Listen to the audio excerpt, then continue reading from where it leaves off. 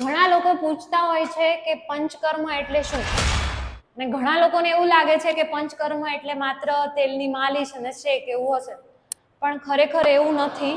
જો હું તમને સરળ ભાષામાં સમજાવું કે પંચકર્મ શું છે, એક ઉદાહરણ આપું. જો તમે 4-5 દિવસ નાવાનું ટાળો તો તમારું શરીર મેલું લાગશે. ચલો એ પણ જવા દો, 4 થી 5 દિવસ તમે તમારા કપડાં એના જ પહેરો ધોયા વગરના, તો કપડાં પણ મેલા લાગશે. વારંવાર તમે નિયમિત રીતે તમારા બાઇકની સર્વિસ કરાવો છો, તમારા કારની સર્વિસ કરાવો છો, અને તમારું ઘર પણ દિવાળીએ સાફ કરો છો, પણ અંદર શરીરનું વિચાર્યું છે ક્યારે કે શરીરને અંદરથી કઈ રીતે સાફ કરવું જોઈએ? કોઈ એવું બ્રશ તો છે ને કે જેને તમે અંદરથી સાફ કરી શકશો? આ જ વિચારમાં જન્મ્યું છે પંચકર્મ. પંચકર્મ એક એવી પદ્ધતિ છે કે જે શરીરને અંદરથી સાફ કરે છે. ઘણા લોકોને વાયુની તકલીફ હોય, પિત્તની તકલીફ હોય, કફની તકલીફ હોય, આ બધી જ તકલીફને જળમૂળમાંથી હટાવવાનું કામ કરે છે પંચકર્મ. અને આ જ એક છેલ્લો બ્રહ્માસ્ત્ર વાળો ઉપાય છે પંચકર્મ. હવે પંચકર્મ એટલે માત્ર ને માત્ર ખાલી માલિશ નહીં, એ ઘણું જ બધું આવરી લે છે પોતાની અંદર.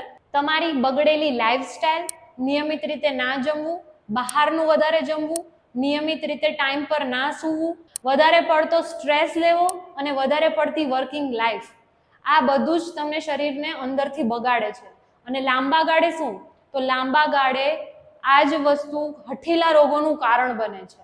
તો સમજજો, અત્યારની મજા એ આવનારા ભવિષ્યની અને તમારા શરીરની માત્ર ને માત્ર સજા જ છે. માટે પંચકર્મ એ શરીરને અંદરથી સાફ કરતો એક સાવરણો છે કે જે શરીરને અંદરનો બગાડ છે એને સાફ કરે છે. માટે જો તમે પણ તમારા શરીરની અંદરથી સફાઈ કરવા માંગતા હોય તો મને કોમેન્ટમાં જરૂરથી જણાવો, મને મેસેજ કરો અથવા તો પંચકર્મ લખીને મોકલો.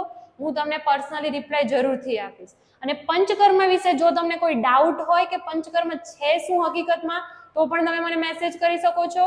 હું આવનારો વિડીયો એના પર બનાવીશ અથવા તો તમને પર્સનલી મેસેજ કરીશ. અને આવી માહિતીઓ માટે સર્વમ આયુર્વેદ સાથે જોડાયેલા રહો. ધન્યવાદ.